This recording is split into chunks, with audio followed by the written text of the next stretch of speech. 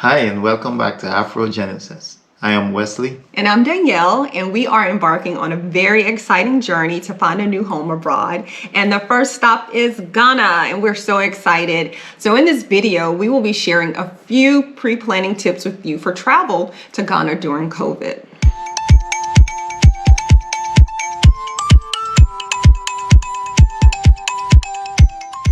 Okay, so of course, with any travel, preparation is key. So the first thing you want to do is apply for the visa as early as you can.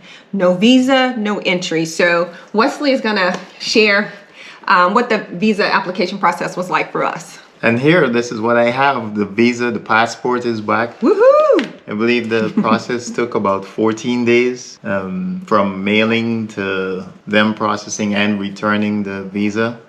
And the website for the Ghana Embassy is going to be listed at the bottom there of the screen. And we'll also put it in the description below. But we did go for the multi-entry. You can do single entry or multi-entry. And I went for the multi-entry, and it's $100 for that. But it's for 4 years. Yes, it's for 4 years. The items needed to accompany your visa application when you mail your passport, you have to send 2 passport pictures.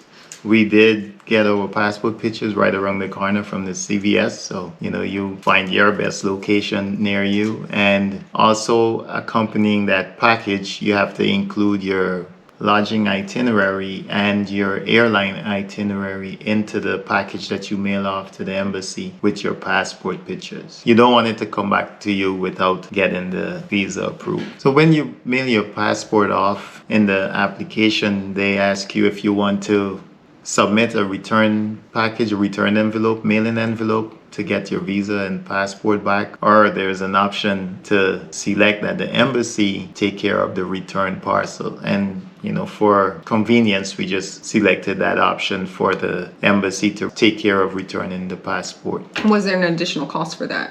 There was, that was, I think, $25, $28 or something like that. Yeah. And we asked them to return it. Yes. Okay. No, just for convenience, that we didn't have to, put another package in their envelope for return. Okay. No, it was easy for me to do. At least that's what I preferred. Don't have to worry about it. Oh, and one tip that I want to make here is that me personally, I like to have records of, important documentation, especially the originals that I send off. So I would recommend making a copy of your passport if you haven't already done that, just for your personal records and also for travel purposes.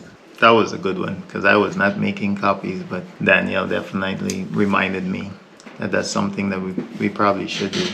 Yes. All right. Next, we want to talk about the other requirements. So the next requirement that we want to cover are vaccine requirements for Ghana. So Wesley's going to share a little bit about that process. Yeah, so it's the yellow fever. The only vaccine that is required for entry is the yellow fever vaccine. And I checked a few places in Atlanta here, or maybe 4 that we have around here that I could get the vaccine from, but I think 2 of them were not available. Appointment time that they were giving me was too close to my departure. So Passport Health had a lot more flexibility there. And that's why I went with them. Depending on where you are, but that vaccine's for us, it was about $280. About $280. But I will recommend checking your insurance coverage. It may or may not be covered. It was an out-of-pocket expense for us. Passport Health also recommended malaria pills, and they had 3 options. And I think I went with the one that is least cumbersome, or what do you say? How do you say that? Least impacting on your daily schedule. One was it would give you bad dreams. So right? Least side effects. Yeah, I guess the least side effects and the amount of time you have to take it, because there is, out of the 3, there were one that had given you bad dreams. The other one you had to take for 14 days after returning from Ghana. And third option, which is the one I went with, you just had to take that 2 days before your trip, 1 pill a day during the trip, and that is it. When you return, you don't have to take it. take any more pills. So that's the one that I went with. They also recommended diarrhea pills, which, grab that. I did get the diarrhea pills just in case, and you take that in the morning before your meals. You can take it before each meal. It depends on how you're feeling, I guess. Because a trip filled with diarrhea is no fun.